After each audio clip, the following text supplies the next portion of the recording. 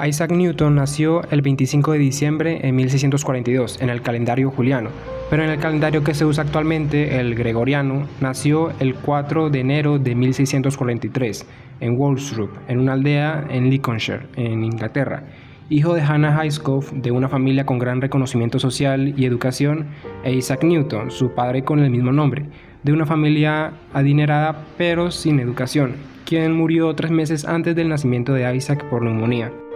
A los 3 años, su madre viuda decide casarse con el reverendo Barnabas Smith, un hombre adinerado con más de 60 años, bajo la condición de dejar abandonado a su hijo e irse con él al pueblo, dejándolo bajo el cuidado de su abuela. A Newton no le agradaba su padrastro, y se cree que tampoco sus abuelos, porque en ninguno de sus escritos les hace mención.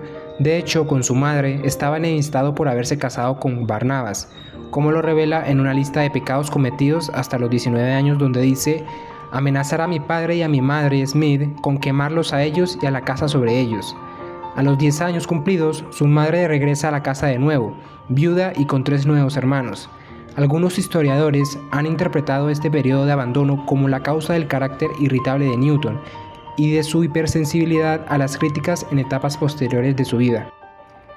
En junio de 1661, Newton fue admitido en una de las escuelas de la Universidad de Cambridge, en la Escuela Trinidad, como estudiante de última categoría y que debía de servir a otros estudiantes como si fueran un sirviente. Esto obviamente lo aislaba, no solo porque estaba acostumbrado a que le sirvieran, sino también porque el carácter irritable no ayudaba a formar una convivencia amena. Allí llenó su soledad con estudios variados como la historia o la astrología. Se hizo su propio plan de estudios, ya que la universidad estaba atrasada de las novedades que se enseñaban en aquella época a lo largo de Europa, desarrollando una obsesión por el estudio. Ya cuando se preparaba para su trabajo de posgrado, Inglaterra sufre la peste bubónica que obliga a la universidad a cerrar temporalmente, obligando a la gente a huir a regiones rurales para aislarse de la peste. Y así lo hizo Newton, regresando a Woolsthorpe, pero visitando a Cambridge de vez en cuando por la biblioteca. Fue durante este periodo de aislamiento que Newton desató su genialidad en las ciencias. En ese tiempo construyó la primera versión funcional de un nuevo instrumento astronómico, el telescopio de reflexión, que usaba espejos curvos en vez de lentes para enfocar la luz. Inventó una de las ramas más poderosas de las matemáticas llamada cálculo y desarrolló el trabajo fundamental de su teoría de la gravitación universal. En esa época se sabía que la trayectoria de los planetas tenían una forma elíptica, las leyes de Kepler, pero no sabían cómo relacionar ese movimiento con una acción o una fuerza. El explicar de dónde procedía ese comportamiento.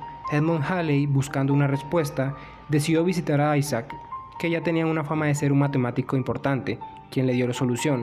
Sorprendido, le preguntó sobre el procedimiento, los cálculos demostrativos. Desafortunadamente, en ese instante no los encontró, pero quedaron en que Newton reharía los cálculos y se los enviaría.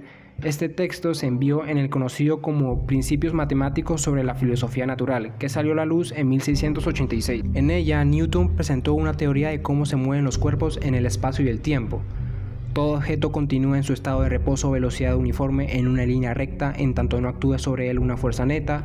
La aceleración de un objeto es directamente proporcional a la fuerza neta que actúa sobre él y es inversamente proporcional a su masa. La dirección de la aceleración es la dirección de la fuerza neta que actúa sobre el objeto. Siempre que un objeto ejerce una fuerza sobre un segundo objeto, este ejerce una fuerza igual a la dirección opuesta sobre el primero. De acuerdo con la leyenda, Newton notó que una manzana caía de un árbol. Se dice que él fue golpeado con una inspiración súbita. Si la gravedad actúa en lo alto de los árboles e incluso en lo alto de las montañas, entonces tal vez actúe en todo el camino hacia la luna. La luna está a una distancia de 60 radios terrestres, de modo que experimenta una fuerza gravitacional de solo un 36avo de la intensidad que una masa igual experimentaría en la superficie de la Tierra. Newton se dio cuenta de que la fuerza gravitacional sobre un objeto depende no solo de la distancia, sino también de la masa del objeto. De hecho, es directamente proporcional a su masa. De acuerdo con la tercera ley de Newton, cuando la Tierra ejerce una fuerza gravitacional sobre cualquier objeto, tal como la Luna, dicho objeto ejerce una fuerza igual y opuesta sobre la Tierra.